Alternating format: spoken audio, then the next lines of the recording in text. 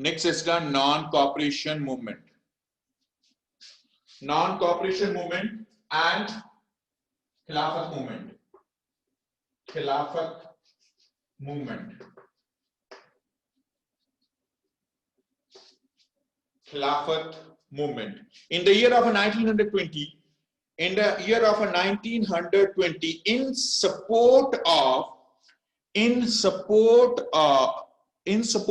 and again to show the protest against our incident of Jallianwala Bagh, Gandhiji, it was started as a non-cooperation movement in 1920.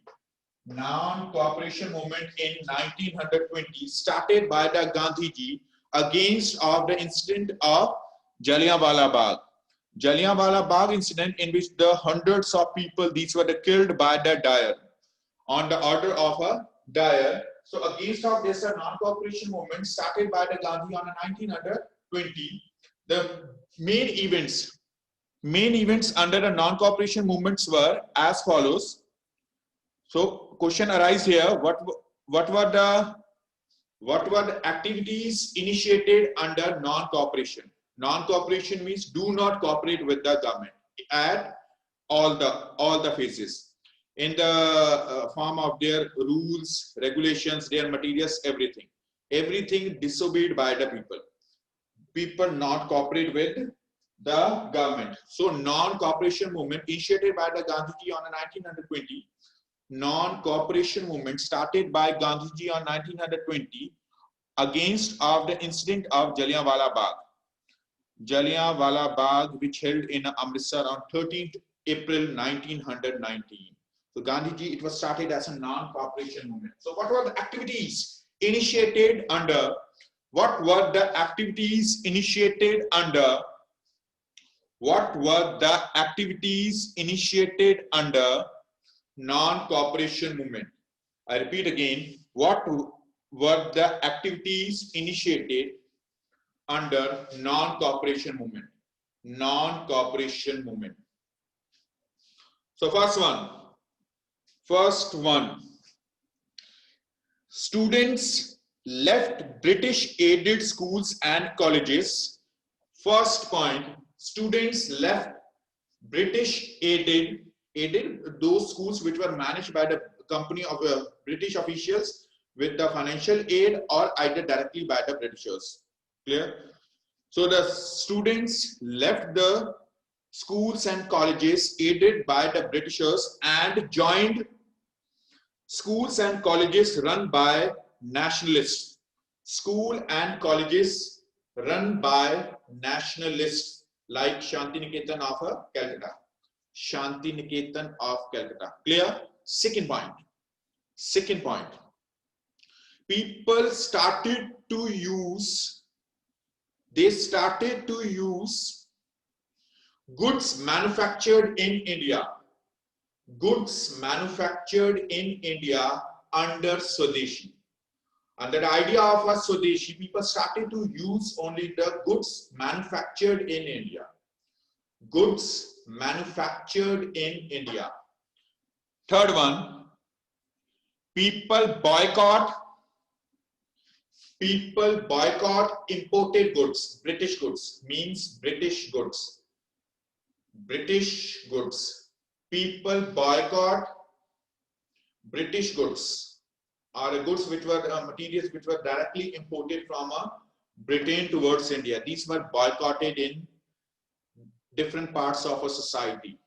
In parts of society, people in organized way they boycotted. They boycott the cotton clothes also. They burnt. Fourth one, people burnt foreign goods in bonfire.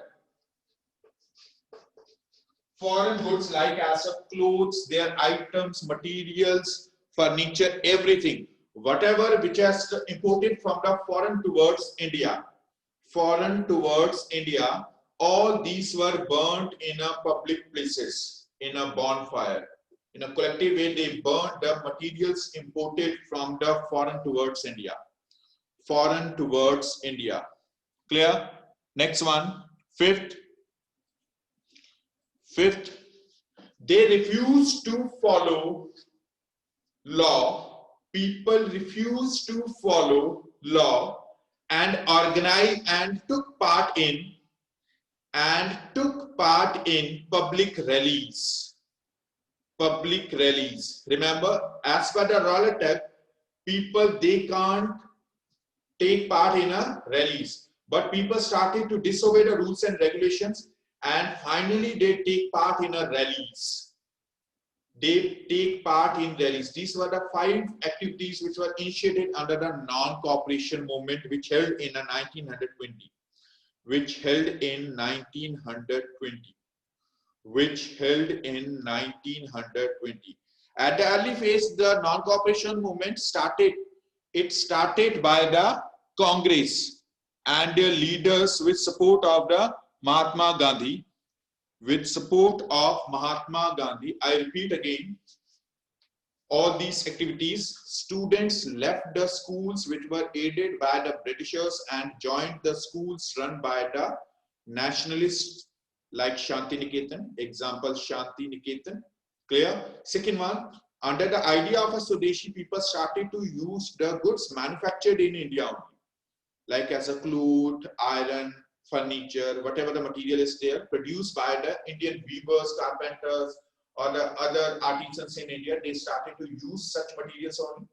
Third one, due to this idea of a boycott, people started to refuse the use of foreign goods. They refused to use of foreign goods.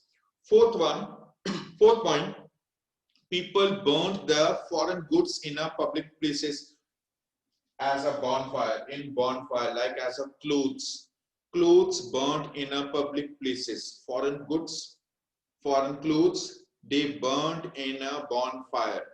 Clear? Fifth one, people disobey the rules and regulations and taking part in a rallies and strikes. People started to take part in a rallies and strikes. These were the 5 activities which were initiated under the non-cooperation movement, which was started in 1920. But in the same time, in a year of 1921 and 22, Khilafat movement started by the Muslims. Ideology behind these 2 movements, Khilafat movement and the non-cooperation movement, is as a similar. Ideology is a similar, to refuse to follow the British rules and administration. But the idea behind the Khilafat movement, it was that after the First World War, Britain and their supporting their allied countries, they partitioned the Turkey. At that time, the Sultan of Turkey, who was known as a Caliph, Sultan of Turkey, Caliph or Khalifa, Caliph, C-A-L-I-P-H, Caliph or Khalifa, K-H-A-L-I-P-H,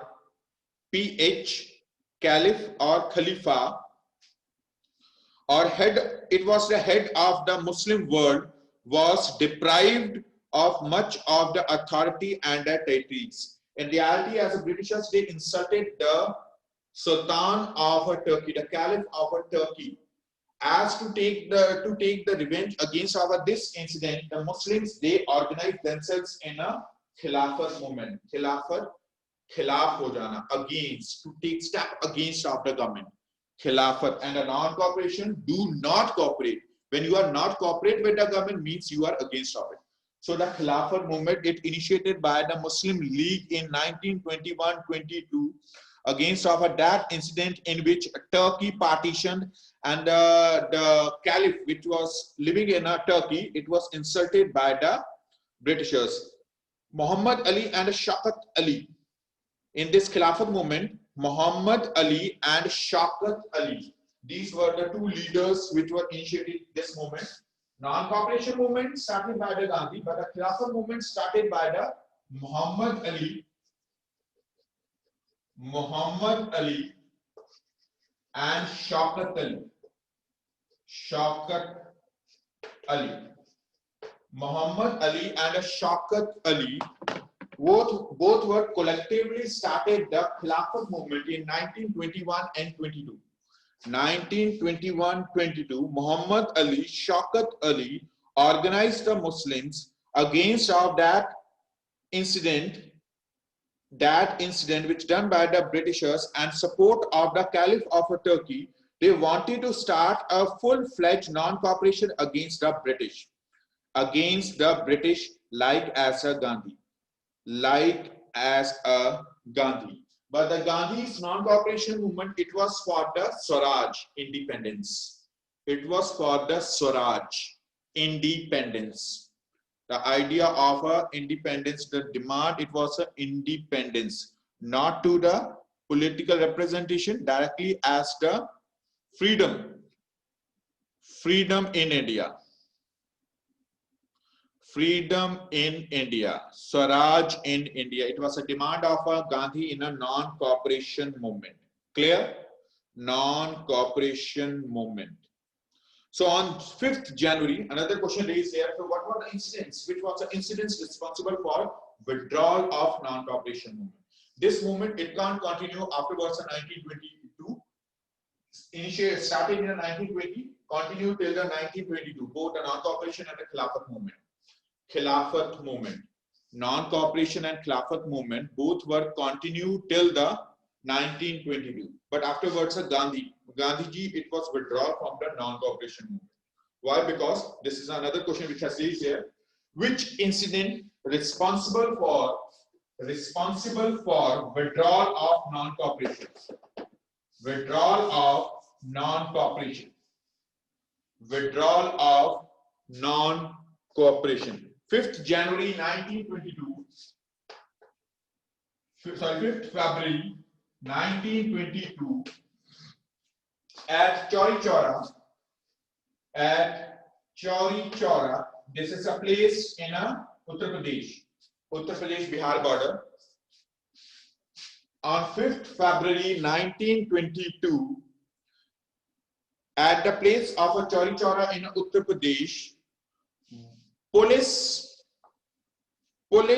fired at a group of peasants. In retaliation, the angry peasants burnt the police station. They burnt police station and burnt more than 15 policemen alive. More than 15 policemen died in this incident of Chauri Chaura, which held on 5th February 1922. 5th February 1922, at the place of a Chauri Chaura, police opened fire against of the rally organized by the peasants. In retaliation, angry peasants, they burned police station in which more than 15 policemen burned alive. When Gandhiji heard this news, of a policemen burned alive, immediately he withdrew from the non-cooperation movement. Immediately in March, he withdrew from non-cooperation movement. March 10th March of 1922, Gandhiji withdrew from non-cooperation movement against of that incident which held in Chauri Chaura, in which peasants, they burned more than 15 policemen alive. Clear? So that through this non-cooperation movement, it was finished, it was ended. So afterwards, the non-cooperation movement, 1922 to the 1927. 1922 to 1927. Sorry, 1922 to the 1929. 1922 to 1929. In such period, Congress, it again split into the two groups. Earlier, the Congress, it was split on two groups of moderates and radicals in 1890. Moderates which supported the Britishers, and the radicals were those which struggled for freedom from the Britishers. Radicals. But later in stage, around era of 1916, they again reunite themselves. Moderates and radicals reunite themselves in 1916. Afterwards, age of 1922 to 1929, Congress, again in between of a Congress, the two different parties they came into existence. Congress leaders like as Chittaranjan Das and the Motilal Nehru argued that Congress should take part in elections. To take part in elections, Congress should take part in elections. This was the ideology of Motilal Nehru and Chittaranjan Das. Through the legislative councils, they can influence the government. They can influence the government. This group was known as a pro-changers. Pro-changers.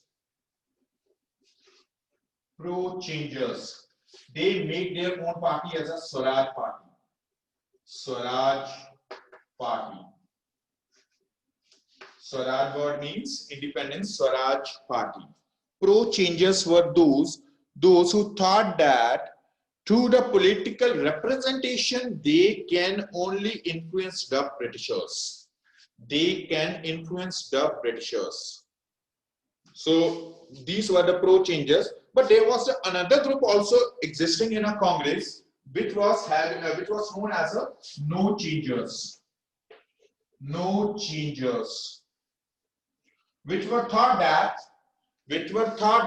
through the idea of Gandhiji, to the following the ideology of Gandhiji, they will not take part in government. They will not take part in government, but they will influence the government through their activities. These were the no changes, in which the important names were the Iron Man of India, Vallabhbhai Patel, Rajendra Prasad, C. Rajgopalachari, C. Rajgopalachari, C. Rajgopalachari, C. Rajgopalachari. These were some of the names which were known under the no changers. I repeat again, afterwards in 1922, again in between of our Congress, due to the ideological difference, two groups came into existence. One was the pro-changers, which were thought that through the taking part in elections and the legislative councils to directly take part in a government, they can influence the government and raise their demands. But there was another group was there which thought that through following the way of Gandhiji, they will show their protest and aggression to the government. In which the important names were Vallabhbhai Patel, Rajendra Prasad, C. Rajgopalachari. C. Rajgopalachari. So these were the names which were the group of the no changers. No changers. In this era of 1922 to the 1922 to the 1929, some important events which happened, which occurred in India. For example, Marxist Party, Communist Party came into existence. Which incidents which occurred in this era of 1922 to 29? First, as a Congress split into the two groups of no changers and pro changers. Second one, Communist Party. Communist Party came into existence. Communist Party came into existence. Came into existence due to the Russian Revolution, 1917 Russian Revolution. Due to the influence of the revolution held in Russia in 1917 on such ideas, socialist ideas, Communist Party, it came into existence. Came into existence in India. Socialist means they try to make as an equal status in society, not to make as a differences like as a rich and a poor. Rich and poor.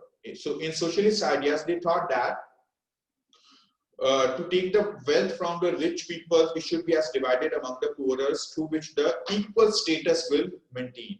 Socialist ideas. On such ideas, the Communist Party came into existence. Communist Party in existing society, Communist Party is still present in India, which is known as a left front. So let's continue this. Afterwards, second group. Rashtriya Swayam Sevak Sangh came into existence. Rashtriya Swayam Sevak Sangh. It came into existence under this era. Sangh, which is now presently known as RSS. Swayam Sevak Sangh, it came into existence. Increase in our revolutionary activities. Increase in revolutionary activities. Revolutionary activities. Remember, revolutionaries, that group which opted a way of a violence to influence the government. Violence, in which the important names were as Ram Prasad Bismil, Ashfaqullah Khan, Bhagat Singh, the member of the Gadar party as Pratap Singh Saraba, Chandrasekhar Azad, Batukeshwar Dutt. All these were the revolutionaries which tried to influence the government. So the increase in our revolutionary activities under this era of 1922 to 29. 1922 to 29. Clear? So after the 1929, which incidents occur? 1929 or civil disobedience movement. Civil disobedience movement. Civil disobedience movement of 1930. Civil disobedience movement of 1930. In 1930. In November 1927, the British government appointed a 7-member commission under Sir John Simon. Sir John Simon. Under Sir John Simon, a 7-member commission called in India. In the specialty of this commission was that to observe the situation in India which exists after the enactment of Government of India Act of 1990. Government of India Act of 1999, to observe the situation in India. For this, Sir John Simon, in which the 7 members were there, and all were the British. All were British. People started to organize themselves under leadership of Lala Lajpat Rai. Lala Lajpat Rai, under the leadership of Lala Lajpat Rai, people organized themselves and taking as a part in a rally. That rally, which was controlled through the lathi charge, due to the severe injuries, Lala Lajpat Rai passed away. Lala Lajpat Rai passed away on 1928. 1928, February 1928, Lala Lajpat Rai, due to the fatal injuries falling by the lathi charge by the police, he passed away. He passed away. In 1928, Motilal Nehru drafted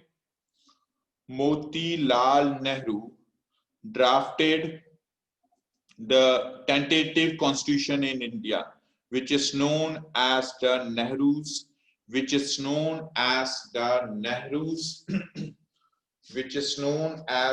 Nehru Report. It demanded the dominion status. For India. Subsequently, the Purna Swaraj demanded the demand of a Purna Swaraj, the complete independence, in 1929 under presidency of Jawaharlal Nehru, raised by the Congress. I repeat again, under the leadership of Jawaharlal Nehru, Congress raised the issue of a Purna Swaraj, complete independence. Consequently, the Independence Day observed on 26 January 1930. 26 January 1930, all over the country, the Independence Day observed. It was from the side of the Congress, not by the Britishers, from the side of the Congress. Congress, it started to observe as an Independence Day on 26 January 1930 under leadership of Jawaharlal Nehru. Jawaharlal Nehru.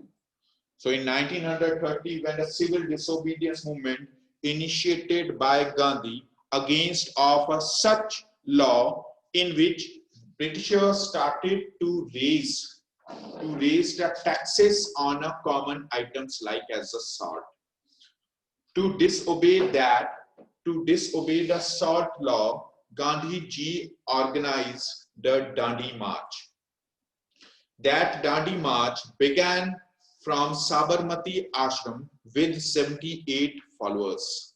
78 followers of Gandhiji started their march from a Sabarmati Ashram towards Dandi. This is a place on a western coast of Gujarat in Arabian Sea. So the people organized, Gandhiji organized a Dandi March from Sabarmati Ashram. After crossing the 240 miles after distance, finally they reached at the Dandi, where he picking the salt with their hands from the seashore area, from the coast of the country, natural salt. Through this, Gandhiji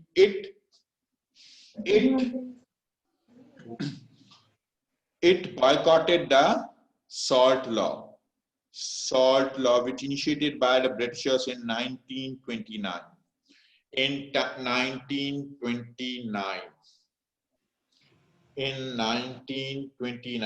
In this Dandi March, the Nightingale of India, Sarojini Naidu, took part. Sarojini Naidu. It started to take part in a civil disobedience movement as the active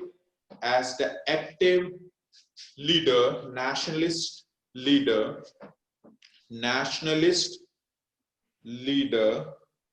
She was the role played by the women organizations such as the Desh Sevika Sangh and Nari Satyagrahi Samiti. Through the support of the women in this civil disobedience movement, Britishers, they rolled back their salt law. And a combined struggle of the Indian people bore the fruit when the Government of India Act of 1935 prescribed the provincial autonomy. In some parts of India, Britishers allowed to contest in elections to the Britishers. To the Indians, Britishers, they allowed the Congress to contest in elections from some of the constituencies. This was marked under the Government of India Act of 1935, provincial autonomy, and the government announced elections to the provincial legislatures in 1937. If you remember, when the Congress came into existence in 1885, at that time the Britishers, they directly controlled the government, and they took the support of the Congress members to raise such issues, which was the basic idea in between of Britishers and the people as a conflict. It means they resolved such issues.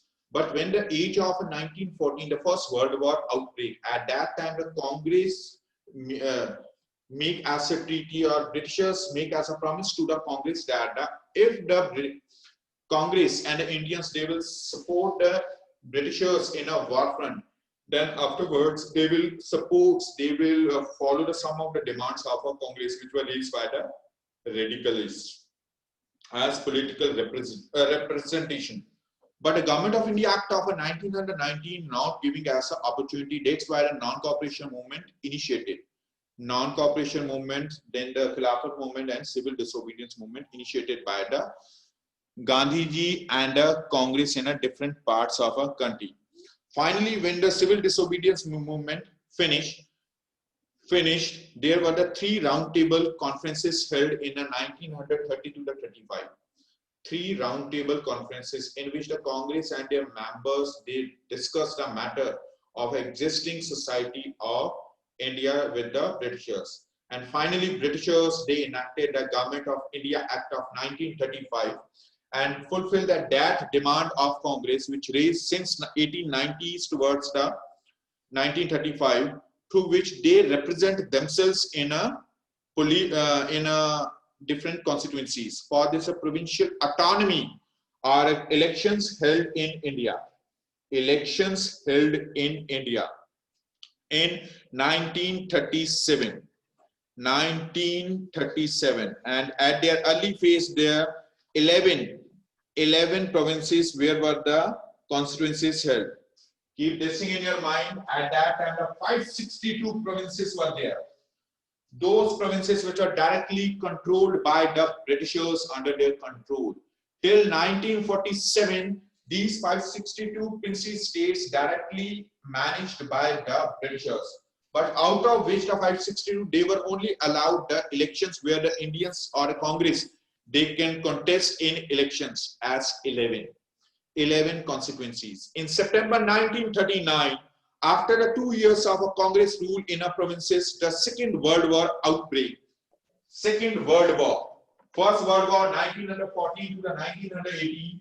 Second World War. It outbreak in 1939 and continued till the 1945. 1945. So this was a golden opportunity for Congress, through which they can take actively part in a society, because at that time the main emphasis of Britishers in a war front in a European countries where they safeguard their position. So it was an opportunity for the Britishers through which they can. So it was opportunity for the Congress through which they can safeguard their position in society. They can safeguard their position